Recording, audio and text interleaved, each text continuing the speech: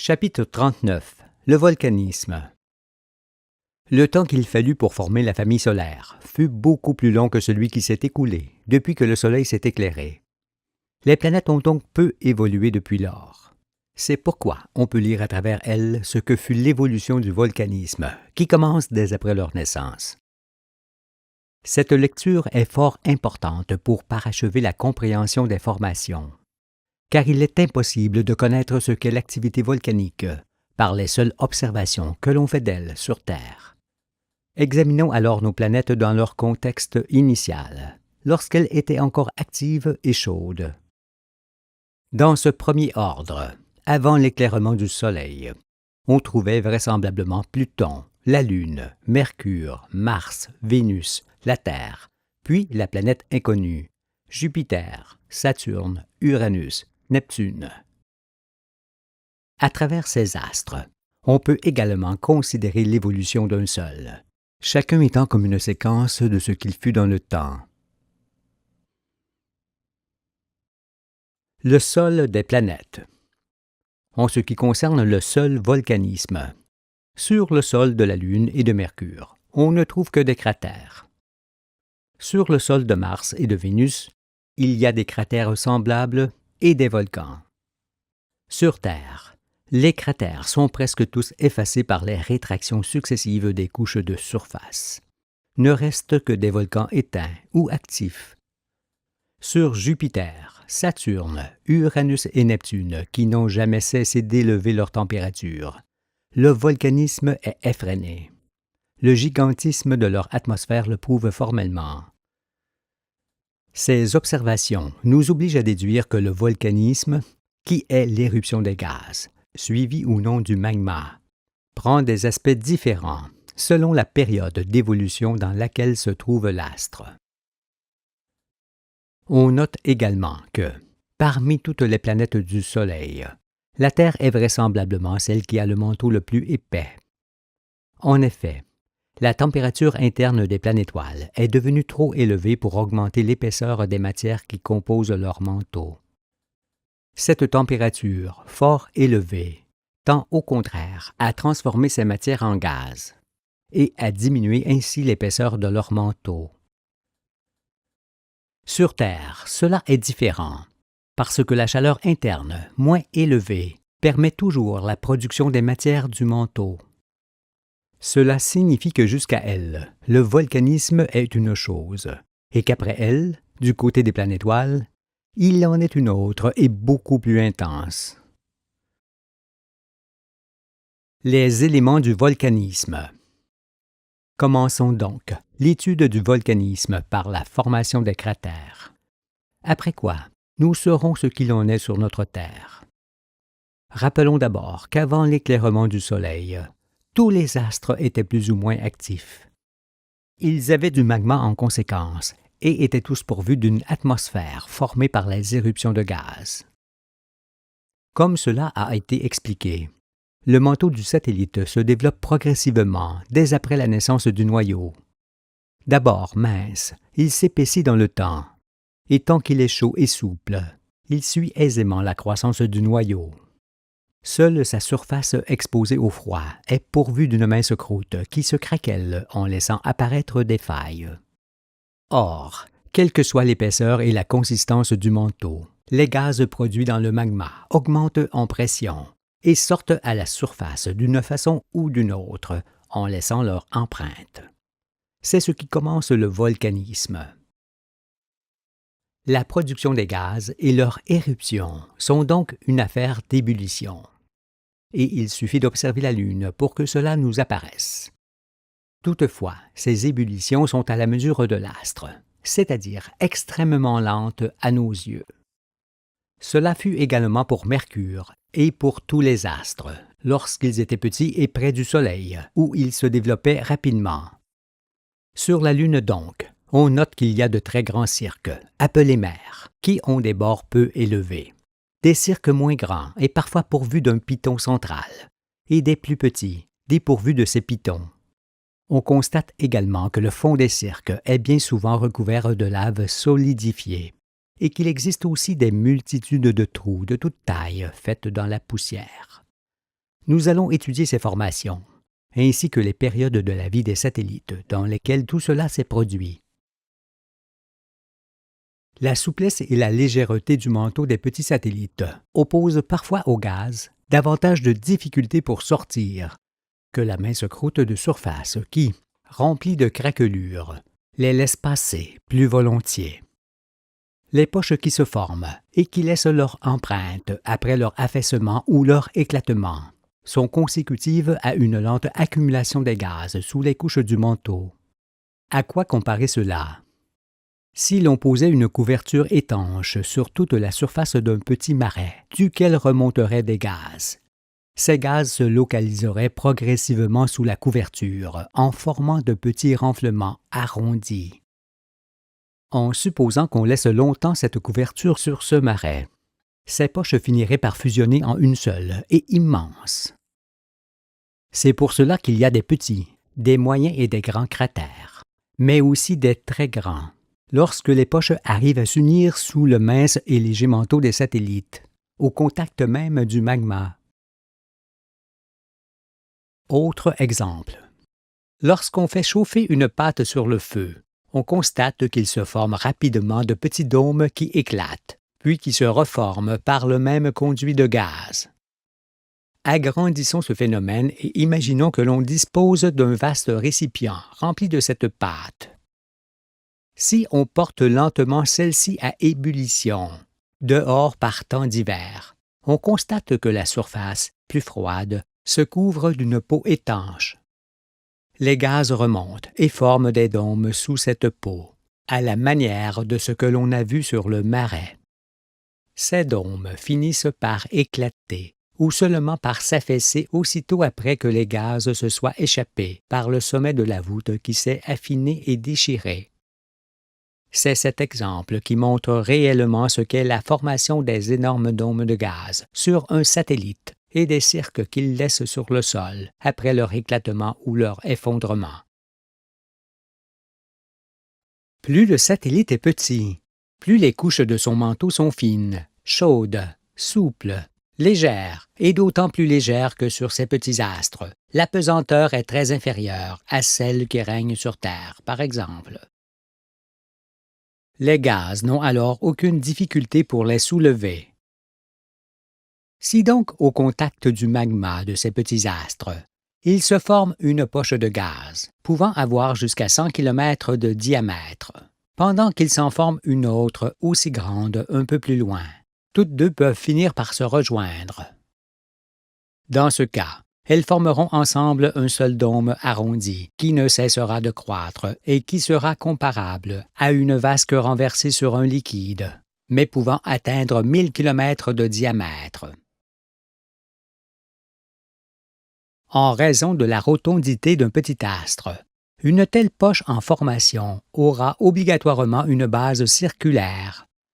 Celle-ci sera une voûte peu prononcée, mais très étendue, contenant une grande nappe de gaz dont la pression est peu élevée. Une telle poche ne peut grandir indéfiniment, mais le fera jusqu'à ce que la rotondité du satellite s'y oppose et l'arrête. Ces dimensions sont donc proportionnelles à la circonférence de l'astre et au maximum permis par cette circonférence, ce qui peut donner des renflements de très grande dimension qui, lorsqu'ils s'affaissent, laissent une vaste dépression circulaire aux bords peu élevés.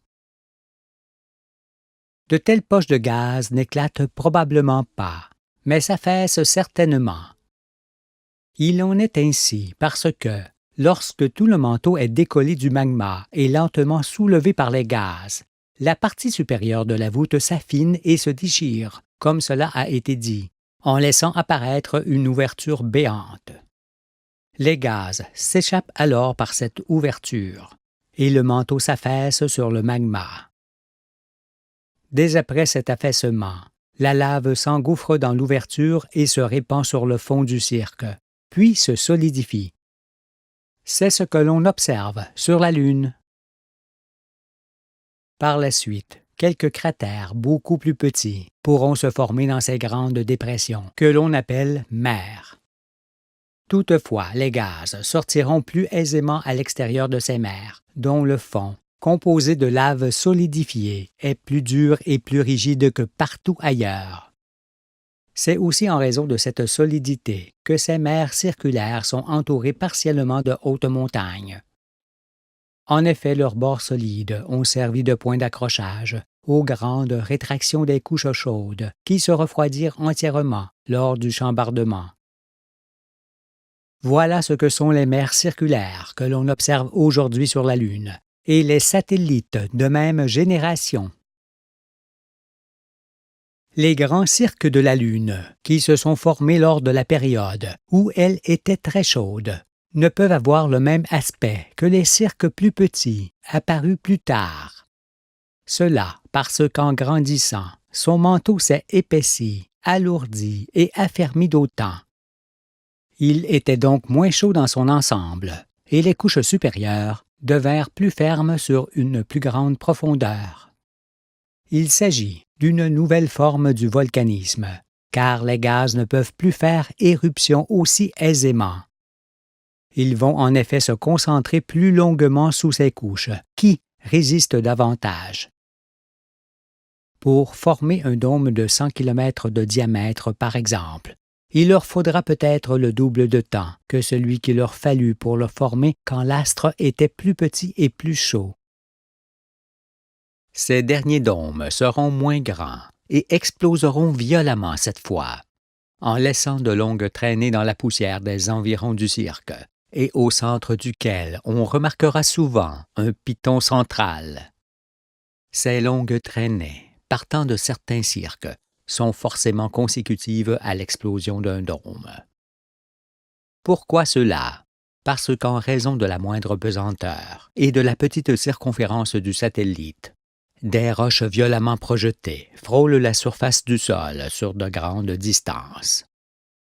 Leur projection crée des tourbillons dans l'atmosphère qui soulèvent la poussière en laissant des traces.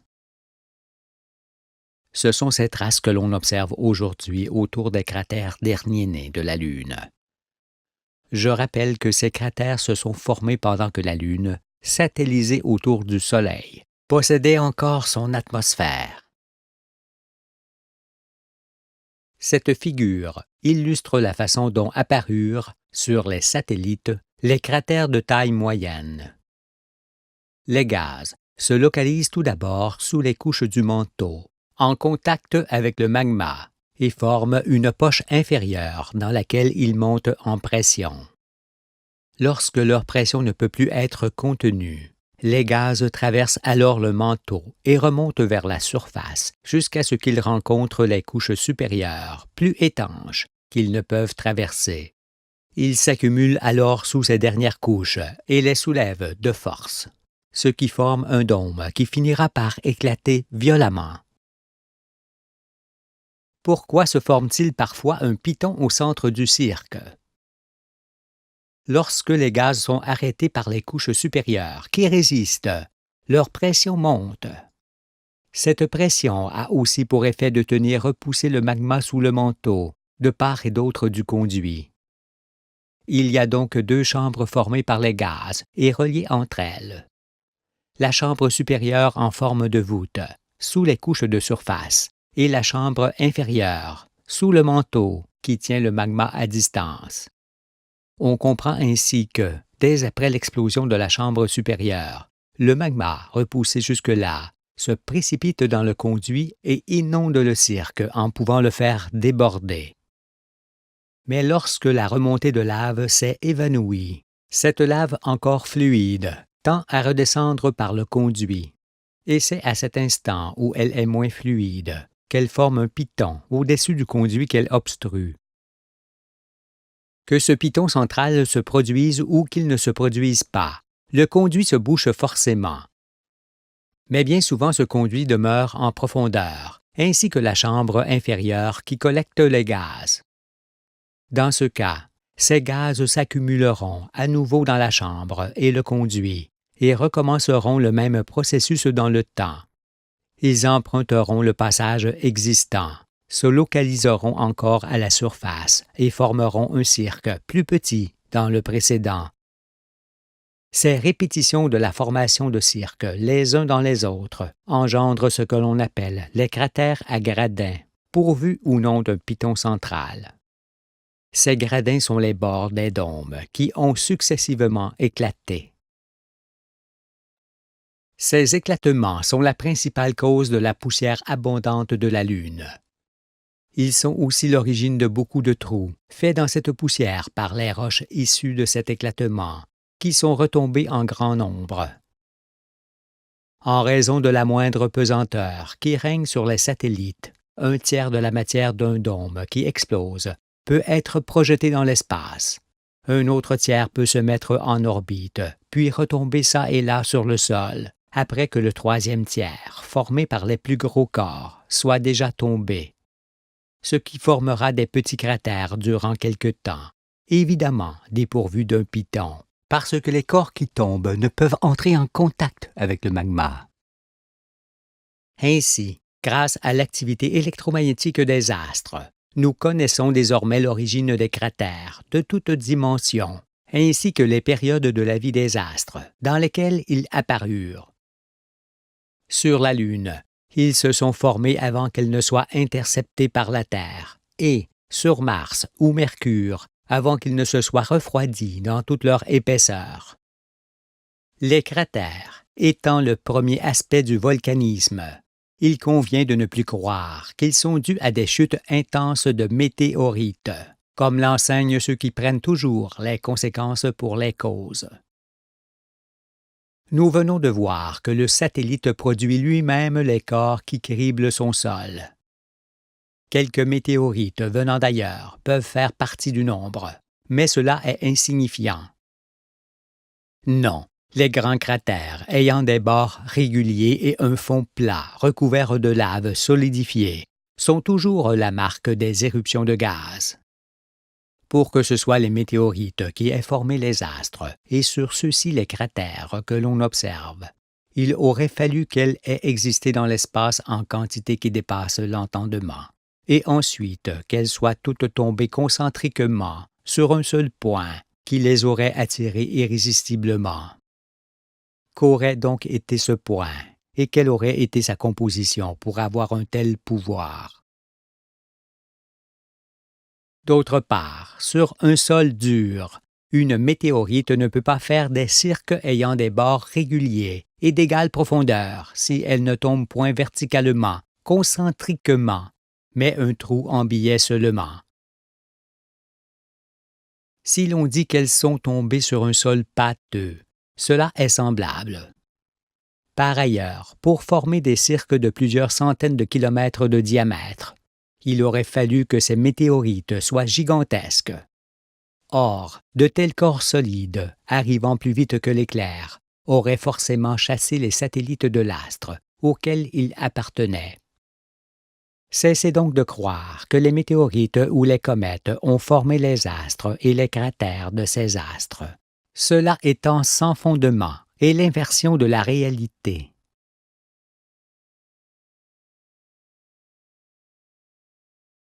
Le volcanisme sur Mars et Vénus.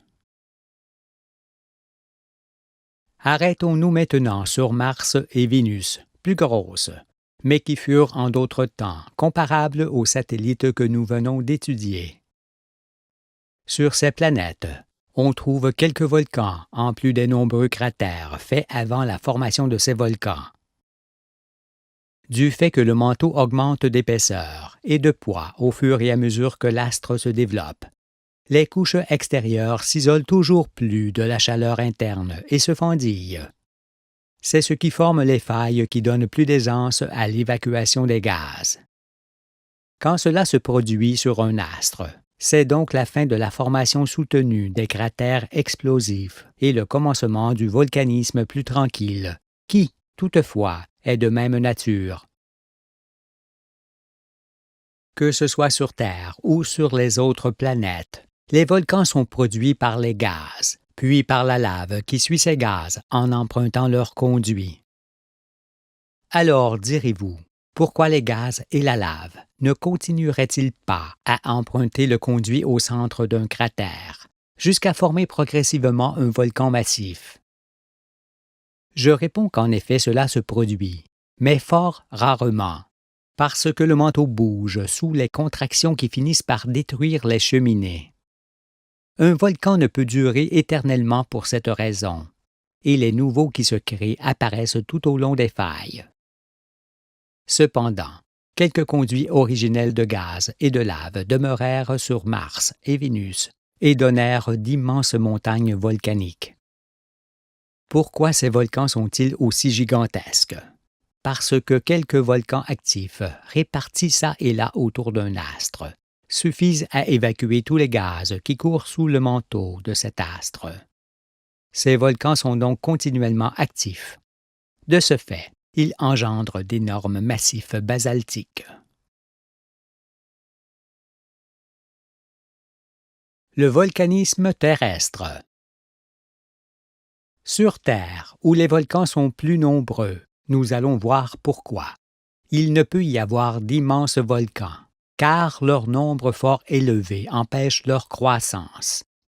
Par ailleurs, et contrairement à ce qu'affirment les savants, ce n'est point la chaleur du noyau qui fait remonter la lave jusqu'à la surface du sol. Non, ce qui la fait remonter, c'est la pression qui s'exerce sur cette lave, à la fois par le poids de l'eau, par le poids des continents et par les gaz qui s'accumulent dans des poches, jusqu'à ce qu'il se crée des voies de sortie, de préférence le long des dorsales. Et dans leur ascension, ils entraînent la lave. Mais si le manteau de la Terre avait près de 3000 km d'épaisseur, comme le soutiennent les géologues, pensez-vous que la lave pourrait remonter en rideau sur des milliers de kilomètres de longueur pour former les longues dorsales au fond de la mer?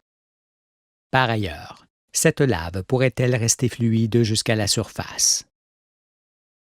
Pour qu'elle reste fluide sur une telle distance, il faudrait qu'elle remonte 100 fois plus vite que l'éclair. Tel n'est pas le cas. Après les éruptions des gaz, et lorsque les pressions ou les dépressions se sont évanouies, la lave finit par s'écouler lentement sur le sol, puis diminue encore jusqu'à s'arrêter ou ne former qu'un lac dans la bouche d'un volcan. Un tel lac peut alors fort bien demeurer, parce que le mince manteau permet à la chaleur du noyau de se faire sentir durablement jusqu'à la surface du sol. Le lac de lave est donc un témoignage de plus que le manteau terrestre ne peut excéder 30 km. Sinon la lave ne pourrait demeurer fluide en surface. Si elle se solidifie par la suite et obstrue la cheminée, alors le long processus volcanique recommence. C'est pour cela qu'il faut toujours considérer un volcan récent et éteint comme un volcan dont les gaz se préparent à faire une nouvelle éruption.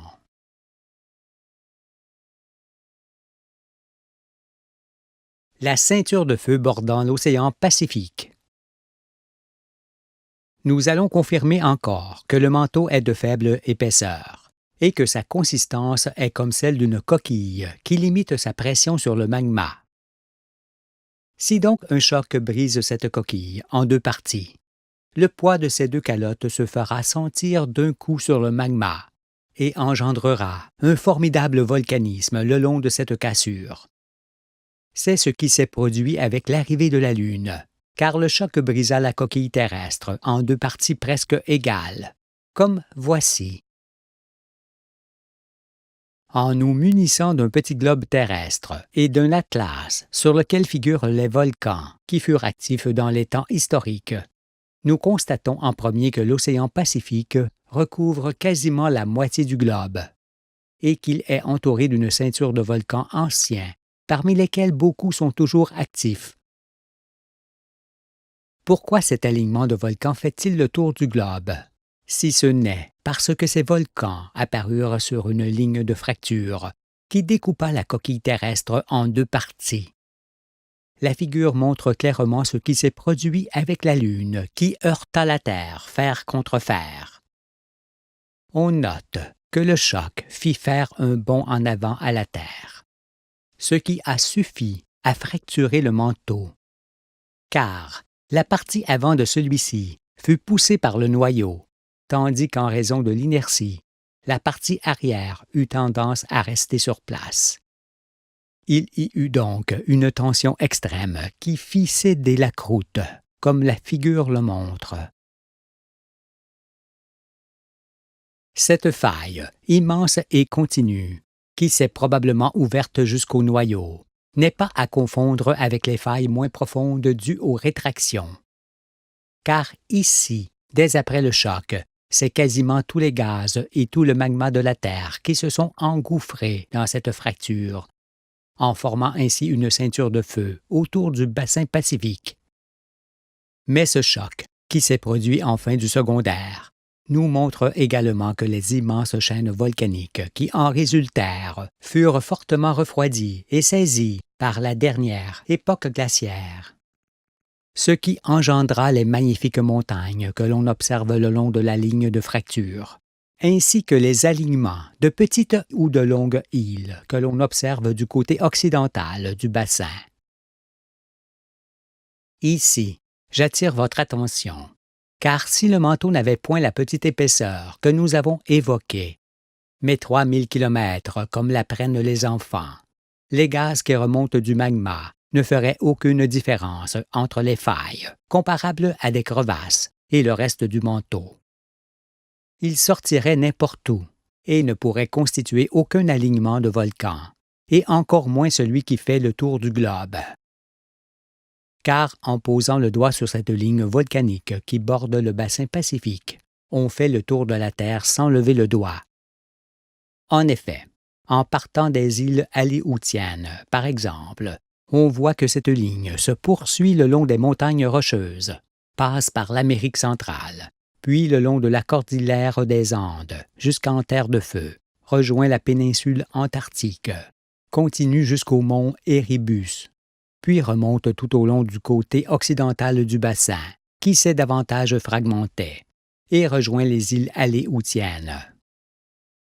C'est pourquoi je vous le dis, tous ces volcans qui forment une ceinture aussi évidente autour du bassin ne sont pas mis là pour se rafraîchir les pieds, mais parce qu'ils apparurent ensemble le long de cette gigantesque faille, ne pouvant s'être produite que par un formidable choc avec un autre astre. Soyez-en convaincus.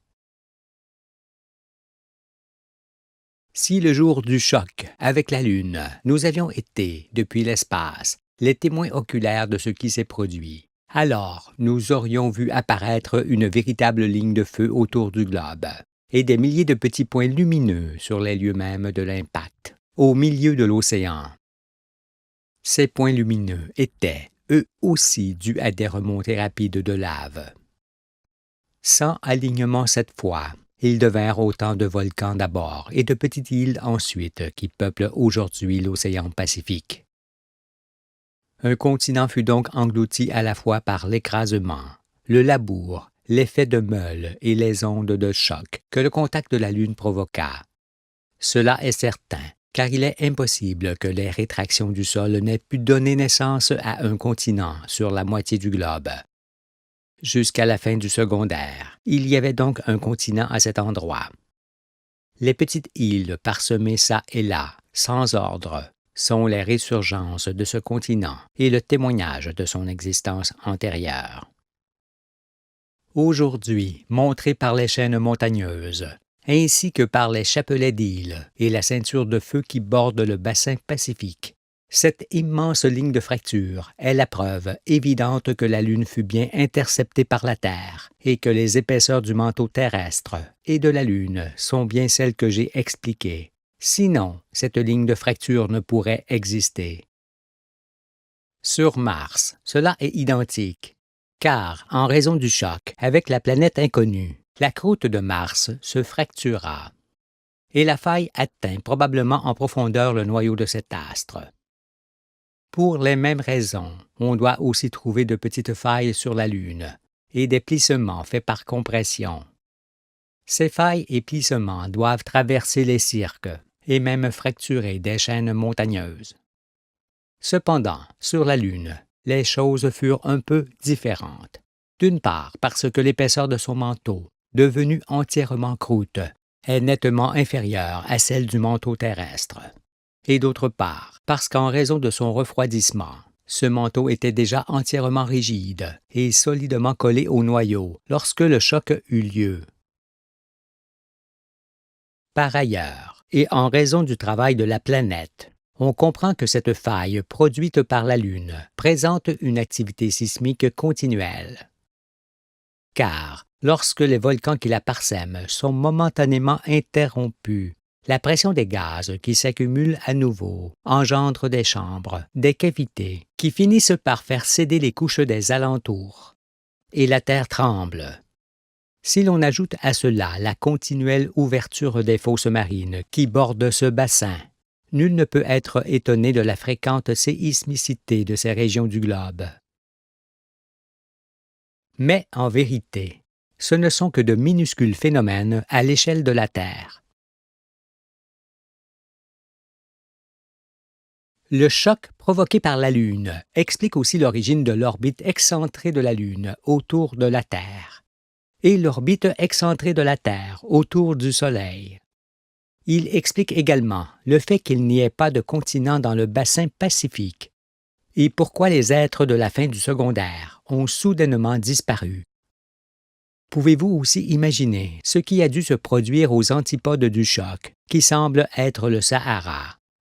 S'il y avait des montagnes, celles-ci s'aplatirent par compression. Aucune vie n'a donc pu résister à un tel choc. Outre cela, cette image du contact de la Lune avec la Terre montre sans ambiguïté l'épaisseur des manteaux, l'origine de la ceinture de feu, le volcanisme, les tremblements de terre, l'interception de la Lune, et confirme le chambardement de la famille solaire, les airs, l'explosion de l'atmosphère du Soleil, et aussi que ce dernier était autrefois comme Jupiter. En vérité, c'est tout l'enseignement du Fils de l'homme qui se confirme au fur et à mesure des explications, parce que vous allez d'évidence en évidence, qui vous ouvre les yeux. Plus rien ne peut vous échapper, et personne ne peut plus vous tromper, car vous voyez les choses célestes dans leur ensemble, ou dans leurs détails, comme vous le désirez.